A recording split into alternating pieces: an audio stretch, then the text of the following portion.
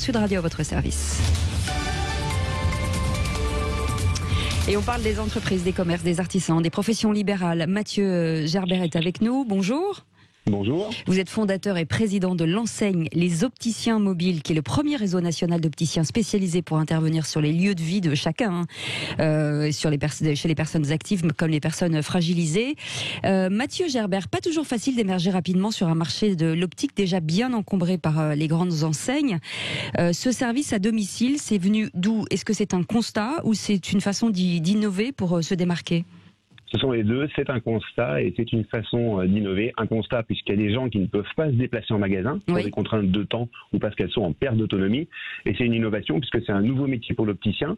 C'est l'opticien mobile, l'opticien qui va se déplacer, un métier dans le métier. Et donc il fallait prendre en compte le constat et une innovation pour pouvoir créer les opticiens mobiles. Et l'optique, c'est un métier, enfin en tout cas un secteur qui est porteur aujourd'hui? Oui, c'est un secteur qui est porteur. Vous avez en France, en 2021, 75% des plus de 20 ans qui présentent un trouble de la vision, et vous avez 9 personnes sur 10 de plus de 60 ans qui portent des lunettes. Alors avec les opticiens mobiles, on apporte la santé visuelle partout où elle fait défaut. Et c'est-à-dire qu'en plus ça va s'accélérer, j'imagine, avec les ordinateurs, passer des heures sur les écrans? Oui, il y a un enjeu sur la myopie, donc pour les personnes jeunes, il y a un enjeu énorme sur la myopie parce que le passage sur les écrans, ça c'est un fait. Et vous avez de l'autre côté, ou enfin la fin de vie, on a des 2,5 millions de personnes âgées dépendantes en 2015, selon les sources de l'INSEE, et vous en aurez plus de 5 millions en 2050, donc il y a des vrais besoins tant sur les populations actives.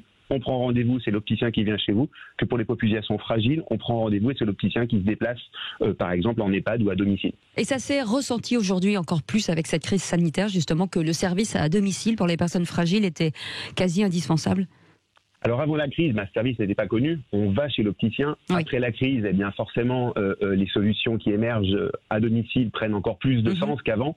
Mais ça ne fait que s'accélérer en effet, puisque c'est la notoriété qui doit être connue. On peut prendre rendez-vous et c'est l'opticien qui se déplace avec grosso modo un mini magasin, mais directement chez vous. Oui, c'est un opticien diplômé, dites-le quand même parce que c'est important. Avec une collection de lunettes assez importante, c'est-à-dire qu'il arrive dans une valise avec un choix assez large. Alors, il arrive avec ses valises, en effet, il arrive avec le mini-magasin, il est opticien diplômé, vous avez bien fait de le dire, parce que c'est un point extrêmement important, c'est un opticien diplômé systématiquement qui se déplace pour venir vérifier vos corrections. Il vient avec un choix de montures qui est très large, puisqu'en magasin, vous avez grosso modo 800 montures devant vous, mais vous en avez globalement 150 qui font 95% des achats. Et nous, on en a environ 200, donc on couvre vraiment tous les besoins en termes de goût, de couleurs et de formes. C'est un pari gagnant que vous avez lancé en 2014 déjà. En matière de réglementation, quelles difficultés vous avez rencontrées par rapport aux magasins physiques par exemple? La réglementation, c'est toujours les corporatismes qui bloquent certaines choses. Par exemple, quelque chose d'aberrant, c'est la réfraction.